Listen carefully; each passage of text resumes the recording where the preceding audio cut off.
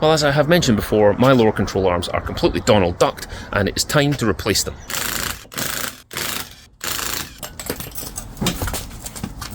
My lower control arms from the good people of SuperPro have arrived from Australia via 4x4 Works, and it's time to fit them. So I'm going to show you the step-by-step guide to replacing the lower control arms here, along with a few tips and tricks that I learned along the way. And spoiler alert, the car is handling way better. It has never been nicer to drive, nor is it any more noisy or uncomfortable because of the poly bushes. So let me just say at the outset, SuperPro have done a cracking job here. Right, let's run through the step-by-step guide. First of all, jack the car up, get it on axle stands. Make sure you're working safely. 22mm to remove the front wheels. Then you need a 14mm nut to remove the drop links for the anti-roll bars, or sway bar if you're in America. Then get your big impact driver and use a 30mm to unwind the torsion bars. And then 22mm bolts to detach the torsion bars at the front of the car.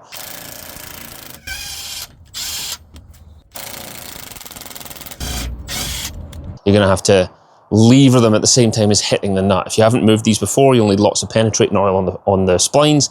Fortunately for me, I've done this a bunch of times, so they slide off relatively easily.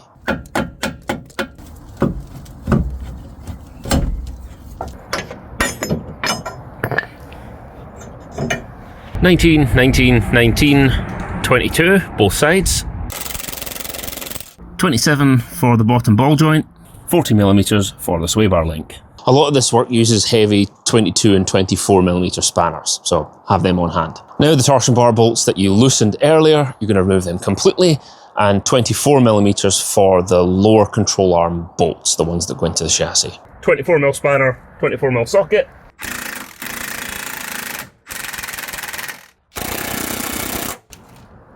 Well, no. Well then.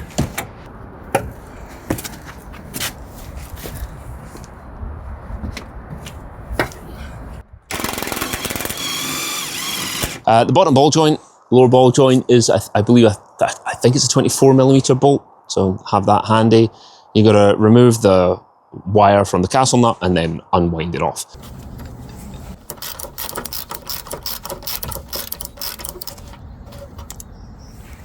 If you're replacing the whole lower control arm, I highly recommend just cut the damn nut off. Don't waste your time. It'll also make it easier to get it out of the lower ball joint once it's free. Just cut the nut off and it gives you a bit more clearance for removing the whole arm. So once all those bolts are undone, I put the jack underneath the lower control arm and then I smack the shit out of the lower ball joint housing and it just pops out of the socket. I didn't need to lever it or anything, I just jacked up the arm and leathered the lower ball joint until it came off. And if your lower ball joint is stiff, it's hard to get it to angle correctly to remove it. Just cut the damn thing off. For me, fortunately, it wasn't seized and it lifted straight out, or dropped out rather. And then you can lift it up and out of the lower ball joint. That's where cutting it off is helpful because it gives you a bit more clearance. Oh no! A good broken cover.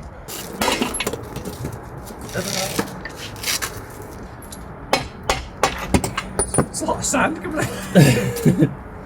You talk about my sand. This car's strictly on-road miles only. You know, the reason I had to cut the bottom off is to get it up at that angle without removing the drive shaft, because I don't want to remove the drive shaft. No one wants to remove the drive shaft. Very important stage once you've got these two off.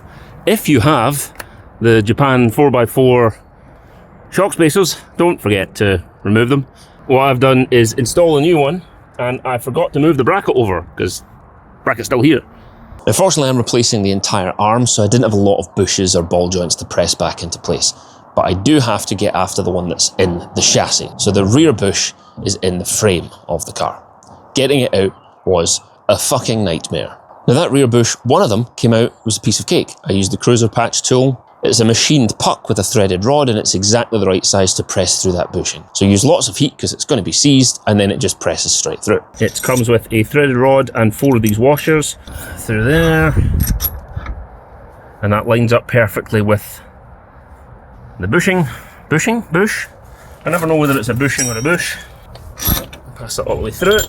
The puck, receiving cup, plate on the end of it, and then I'm using this one just to extend the length a little bit so that I don't have to screw so much thread down the rod. I gave it about 2 minutes of blowtorch. In fact, I've used 2 blowtorches, which I'm going to get the second one in a second once I've got a free hand. You need to heat it up good and proper or it will not press out. The other side was an absolute nightmare.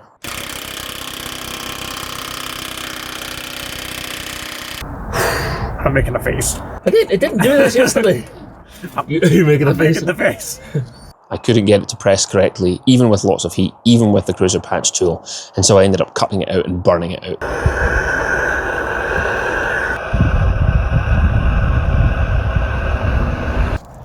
Sometimes I wonder why people do this sort of thing for a living.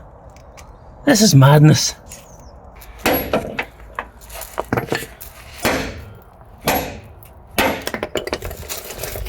That was horrendously time consuming, but we got there in the end. Fitting the new rear bush is very straightforward because it comes in 3 pieces.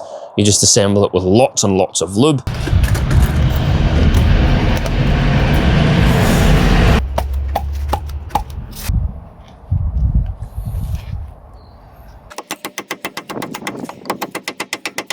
And when fitting the new lower ball joint, all I do is just point it at a shallow angle, take your ball joint and point it away from the lower control arms, because that's going to help you slide this into position, which I'll show you in a minute. So you want that pointing a nice flat angle. And that's one less thing to worry about while you fight the frame mounts. Then lift the new lower control arm into place, and you have to push it in from the side, not from the bottom. It doesn't lift up, it has to lift up and in from the side.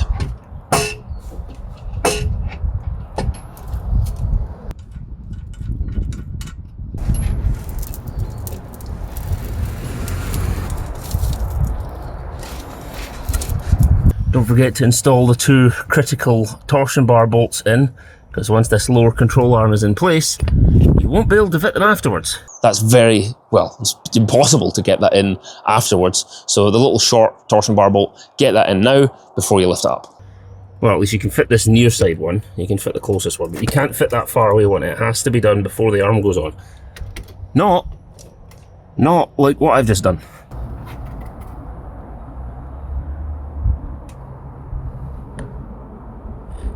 Then refit your lower control arm bolts and your shock bottom bolt.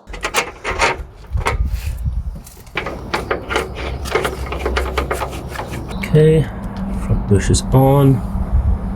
Shock spacer back in position. Bottom ball joint is fitted but not torqued. Anti-roll bar mount is ready to go on once I figure out the suspension. The bump stop is replaced, but I didn't realise that there's a pair, so I need to get another 2 of those bump stops. All the bolts are in for torsion bar, and now I just need to fight with this, which is one of the most annoying parts, to try and get the splines engaged. Wish me luck. And remember kids, if you're willing to be savage enough, you can preload your torsion bars so that you don't have to use as much of the adjuster bolt, and that supports an AHC lift. But you have to be willing to do naughty things. When you're doing your adjuster bolt, don't forget to make sure it's sitting in the grooves. At the back there, center of screen, the nut for the AHC adjuster bolt, it's got 2 grooves on it, so you're going to make sure that both sides are sitting in the groove, because otherwise that could slip. You want it to be in the notches, you don't want it to fall through and down here onto the floor in an explosive torsion disaster. 16 paranoia-filled days later. It's important to note that these are sided. You can see there the right hand side is longer than the left, because here I am 2 weeks later. Hi, magic of editing. I'm having to strip this off again because there's a clunk, because the torsion bar is sitting too far back, and the arm, the adjustment arm which rotates, was not sitting in its groove. You can see there's a groove there. It wasn't sitting in the groove both sides, so every time my suspension got torqued, or the arm pivoted, it would jump out of those grooves. And it's because I put that on backwards. So now I'll have to check the other side. Actually, I'll just go do that now. That one appears to be sitting in its groove. The adjuster nut's in a good position here. Definitely with the long side towards the rear of the vehicle. It was not like that on the other side because I had the adjuster back to front. Very important. Put the long side towards the rear of the vehicle if you end up taking this off. And then refit the anti-roll bar. Basically redo all the things that you removed earlier. 40mm anti-roll bar link is back on. 22s for the torsion bar. Take the liberty of re-indexing if you have an appetite for it. Check your wheel spacers are still torqued so that the internet doesn't get upset. And stick your wheel back on. 3 weeks later. Well, my lower control arms are finished. The great news is the squeak is gone, so it's definitely the lower ball joint that was causing the squeak. The camber is still an issue because I haven't adjusted it yet. Everything's like really neutral, zeroed out on the cams, so I'm gonna have to sort that. But I can happily report that the comfort level is just as good as it was before. They're just as quiet as they were before. There's no extra vibration or harshness. All the steering wheel slop that I thought was the steering rack bushes, turns out it was just those lower control arm bushes because they were slopping around inside the arms. So being able to change for the SuperPros, I don't know whether it's more direct because it's now polyurethane, or is it more direct just because for the first time in my ownership, I have a functioning set of bushes on the car. It's now behaving itself. It's never driven as well as it has now. This car really is amazing when everything works. The hydraulic suspension's good. Isn't it, right? The steering is good. It's quiet. It's comfortable. I love this old car. When everything works, it's just a dream machine, and I can't imagine what I would swap it with.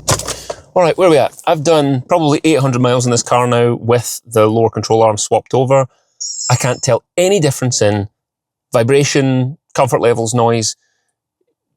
As far as I'm concerned, that's a total myth. These poly bushes are great. My steering is more direct than it's been ever in my ownership of this car. Would I recommend this as an option for you? Yes, 100%. You can get these for half the price of the Toyota arms. This has been one of the hardest jobs that I've done on the Land Cruiser. There was a level of problem solving that I'm just not equipped for. You know, being an IT guy, not a mechanic. Having to think about burning and drilling and hacksawing bushes out, that was really difficult for me. Trying to figure out which impact clamp I could try and use to chisel it out or press it out. That was really hard going. Anyway, let me not get down into that rant. So let's talk about my choices. The lower control arm bushes were shot to pieces, and the ball joint was squeaking and rattling every time I went up and down. When I was accelerating and the front end of the car lifted, the lower control arm bushes flexed. So every time I accelerated, the cars would toe in and it was allowed to wobble around. So my tires are all feathered and it was really doing no favors at all for my front handling. So I decided I'd do the SuperPros. And the main reason for that is because they come pre-assembled. I don't have a press here in my garage, and I didn't want to have to fight with lower ball joints or control arm bushes. If you haven't removed the torsion bar before, that's a tricky one, but there's a video that I'll link down below for that as well. Because I did some re-indexing of my torsion bars and I gave some tips on how to remove that. Working with torsion bars is tricky. I wasn't worried about the polyurethane bushes because I've run poly bushes on lots of my track cars before. Are there any negatives? The shipping time? Because the parts aren't in stock in the UK. Such an unusual thing for a company to carry, so they have to be ordered from Australia, from SuperPro, sent over to a dealer here in the UK, and then they have to send them to me. Cruiser Patch and I talked about this, and even if he ordered from America, he would still have to drop ship them effectively. So SuperPro would send them to him, and then he would send them to me. They weren't willing to send it direct. They had to middleman the whole thing. So the shipping wasn't going to be worthwhile. So I bought it from 4x4 Works and they did a great job. But if you're in America, you can get them from Cruiser Patch. He is a SuperPro dealer. So if you enjoyed the video or if it was useful, give me the thumbs up down below, or let me know in the comments if you've got any questions about the process or about the product. This isn't sponsored. I just needed lower control arms and these ones have been a great deal for me. That's all I've got to say. Stay safe, make good decisions if you can, and I will see you on Sunday for another video. Thank you for watching, everyone.